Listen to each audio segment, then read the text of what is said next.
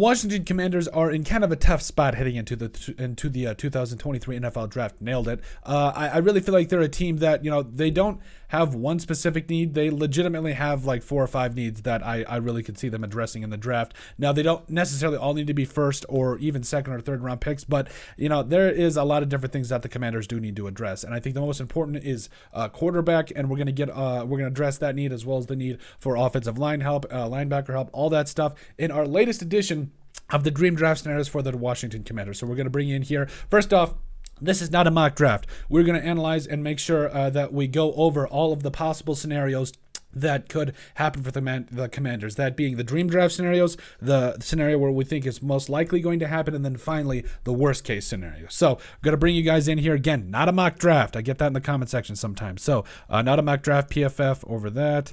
Yeah, we like to mess with our settings here a little bit on the channel. So I'm going to go ahead and start the draft here. So at the top of it, ooh, what? Deonte Banks goes over Joey Porter Jr. Ugh. Doubt that'll happen, but if it does, but also the Patriots also are weird like that. Like they do make like Cole Strange last year. Like, do I need to say anything else? Yeah. So Deonte Banks here, definitely. I mean, it could happen. I mean, he's a first-round corner, absolutely. And he was actually for some reason rated above Joey Porter Jr. I know he had a good combine and stuff, but let's be real, Joey Porter Jr. was the man at Penn State. But anyway, so honestly, if you're asking me, the dream draft scenario for the Commanders is because let's be real, the top 4 picks of the draft are going to be quarterback. Like, that's just the reality of the situation. You've got the Texans and the Cardinals who potentially could trade out of 2 and 3, respectfully. So the Colts are also going to be in that mix. So I don't necessarily think they're going to have the leftovers of whoever is going to play quarterback. There's definitely some remnants of some physical tools with a guy like Will Levis, so it makes a little bit of sense here. But overall, first 4 picks are going to be quarterback. And if you're the Washington Commanders, are you just going to completely sit behind Sam Howell? Like, is that what you're going to stand behind?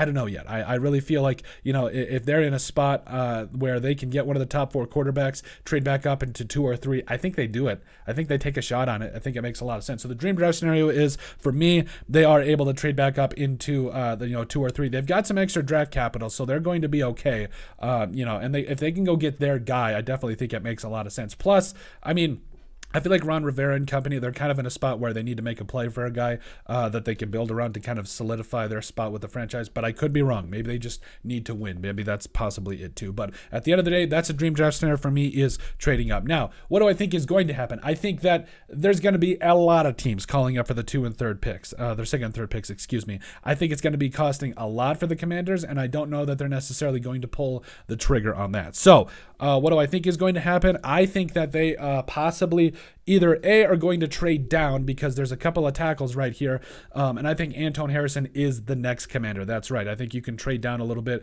and still get a dude. 21's kind of perfect. So if they want to go to 20. Wait, can we go 16, 20? Can we go a 3rd, a 3, 5, 5?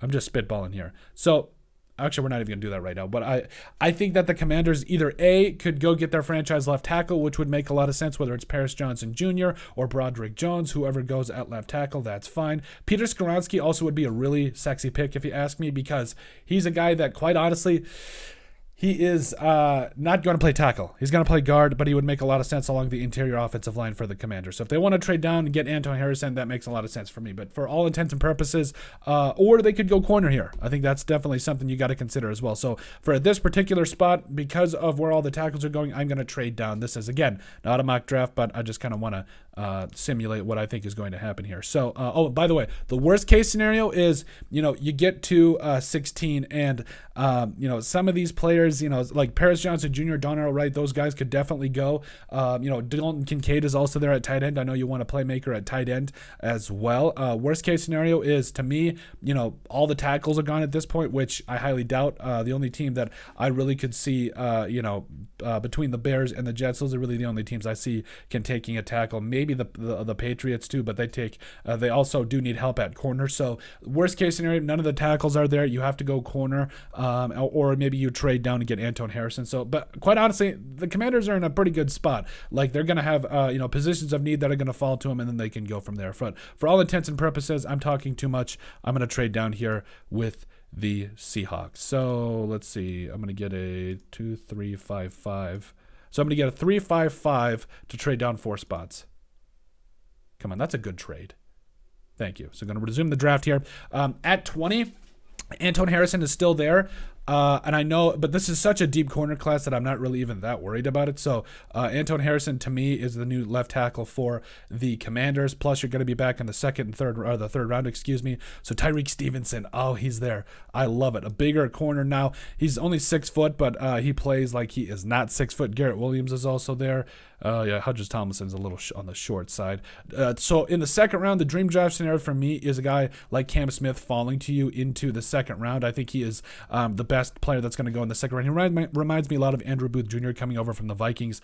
Taller corner that can run, but he does have an injury history. So Cam Smith falling to the second round to you, that's the absolute dream draft scenario if you ask me. But there is also Tyreek Stevenson there. I think this is a really good spot. Another dream draft scenario is Sam Laporta out of Iowa. They just seem to grow those tight ends on an absolute tree out there. That makes a lot of sense. Or Hendon Hooker also in the second round. He can be a lot of fun. I know you don't get that 5th-year option, but Hendon Hooker all the way in the second round, that could be a pretty good option for the Commanders if they want to go that route. So Tyreek Stevenson, like we talked about, O-line is there, corners there, guard/center is there, linebackers there. So the second-year round pick that the Washington Commanders have is going to be pretty good. Now into the third round, I think they can get away with going linebacker in the third round. Dorian Williams is the dream draft scenario for me because we saw what Cole Holcomb does.